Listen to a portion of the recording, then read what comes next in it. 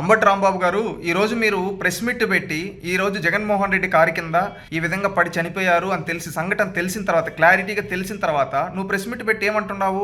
పర్యటన విజయవంతమైంది, అందుకని కుట్రలు పన్నుతూ ఉన్నారు జగన్మోహన్ రెడ్డి గారిని వ్యక్తిత్వాన్ని ఏదో చేయడానికి అని చెబుతూ ఉన్నావు. అయ్యా అంబటి రాంబాబు గారు, మీరు వయసులో పెద్దలు, చాలా అనుభవజ్ఞులు, తల కూడా బాగా పండిపోయి ఉంటుంది. అలాంటి మీరు ఈ విధంగా మాట్లాడుతూ ఉంటే నిజంగా రాజకీయాల్లో ఇంత నీచాది నీచమైన వ్యక్తులు ఉంటారా అనిపిస్తా ఉంది. అంబటి రాంబాబు గారు, ఒకటి పర్యటన విజయవంతమైంది అని నువ్వు ఎలా అంటావయ్యా?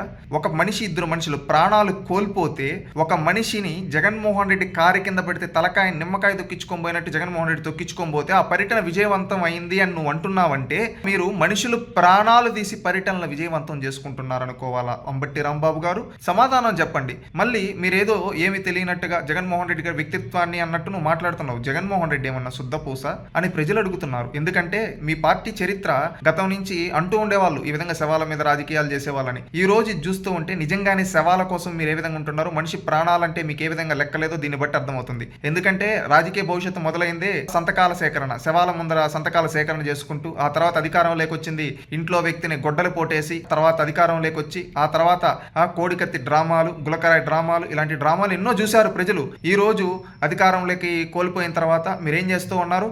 ఎక్కడెక్కడైతే నేరస్తులు ఉన్నారో ఆ నేరస్తులకు అండగా నిలబడడానికి వెళ్తూ ఉన్నారు. నేరస్తులకు అండగా నిలబడడానికి వెళ్తూ ఎక్కడంట ఏమన్నా జరుగుతూ ఉన్నా, మనుషులు పడిపోయినా కానీ లెక్కలేని తరం మీకుంది. చనిపోతూ ఉన్నా పట్టించుకోవటం లేదు. అది మార్చుకోండి. ఎందుకంటే ఇలాంటి వైఖరి రాజకీయాల్లో ఎక్కువ రోజులు నిలబడతాం. అంబటి రాంబాబు గారు, మీరు ఒకటి గుర్తుపెట్టుకోండి, మీరు ప్రజాస్వామ్యబద్ధంగా ప్రజలు మీకు కొన్ని స్థానాలు ఇచ్చారు. ఆ స్థానాలలో మీరు వచ్చి శాసనసభలో వచ్చి ప్రజా సమస్యల గురించి మాట్లాడొచ్చు. మీరు ఆ విధంగా మాట్లాడకుండా, ఆ విధంగా చేయకుండా మీ రాజకీయ ఉనికిని చాటుకోవడం కోసం ఎక్కడెక్కడ శవాలు దొరుకుతాయా అని వెతుక్కోవడం, ఆ శవాలను పెట్టుకొని కావాలనే రాజకీయాలు చేయడం, ఇలాంటివన్నీ ఎవ్వరు చూస్తూ ఉండరు. అది గుర్తుపెట్టుకోండి. ఇంకొకటి, మీరు ఈరోజు అంటూ ఉన్నారు విజయవంతమైంది పల్నాడు పర్యటన అని చెప్పి.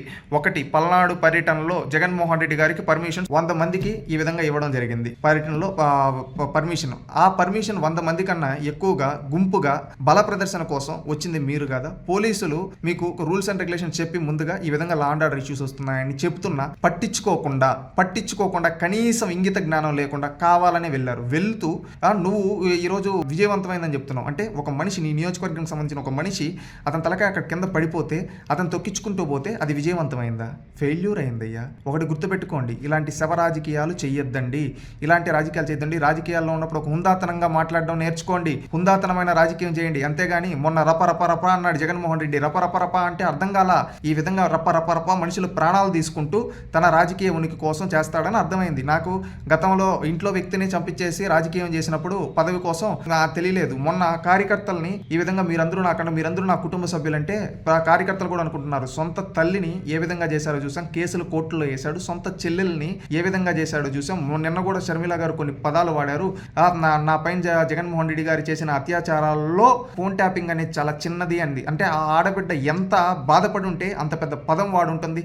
జగన్మోహన్ రెడ్డి గారి వ్యక్తిత్వం ఎలాంటిదో అర్థమవుతుంది. సొంత చెల్లి అలాంటి పదం యూజ్ చేసిందంటే, మళ్ళీ సొంత తల్లి పైన కేసులు పెట్టిస్తే ఆ తల్లి ఎలా బాధపడిందో షర్మిల గారు చెప్పారు. సొంత చిన్నప్పుడు ఎత్తుకొని గుండెలపైన పెంచిన చిన్నాన్ని గుండెలపైన దాన్ని గడ్డలు పోటేస్తే ఆ చిన్నాన్న కూతురు బయటకు వచ్చి బాధపడుతుంటే ఆమె పైన క్యారెక్టర్ అసాసినేషన్ చేశారంటే జగన్మోహన్ రెడ్డి గారి క్యారెక్టర్ ఏంటో అక్కడ తెలుస్తుంది. ఇంతమంది సొంత కుటుంబ సభ్యుల క్యారెక్టర్లను ఈ విధంగా బ్యాడ్ చేసిన వ్యక్తి తన క్యారెక్టర్ మంచిదని నువ్వు చెబుతూ ఉంటే జనాలు నవ్వుతున్నారు. అంబటి రాంబాబు గారు, ఒకటి, రాజకీయాల్లో ఉంటే ప్రజలకు మంచి చేసి ప్రజలకు ఉపయోగపడే విధంగా చేయండి. ప్రజలు కూడా యాక్సెప్ట్ చేస్తారు. అంతేగాని ప్రజలకు సంబంధం లేనిటివి మీరేంటంటే మీరు మీ రాజకీయ ఉనికిని చాటుకోవడం కోసం మేము ఒక నేరస్తుల్ని, నేర చరిత్ర ఉన్న వాళ్ళని, ఎవరు గంజాయి అమ్మేవాడిని, గంజాయి తాగేసి సామాన్యుల్ని వేధించే వాడికి వెళ్ళి మీరు మద్దతుగా నిలబడితే, అదేవిధంగా బెట్టింగ్లు వేసి సామాన్యుల్ని వేధించిన ఒక బెట్టింగ్ వ్యక్తి దగ్గరికి విగ్రహావిష్కరణకి వెళ్ళి ఈ విధంగా చేసుకుంటూ, అదేవిధంగా క్రిమినల్స్ దగ్గరికి, రౌడీల దగ్గరికి మీరు వెళ్తూ ఏం చేస్తూ ఉన్నారు?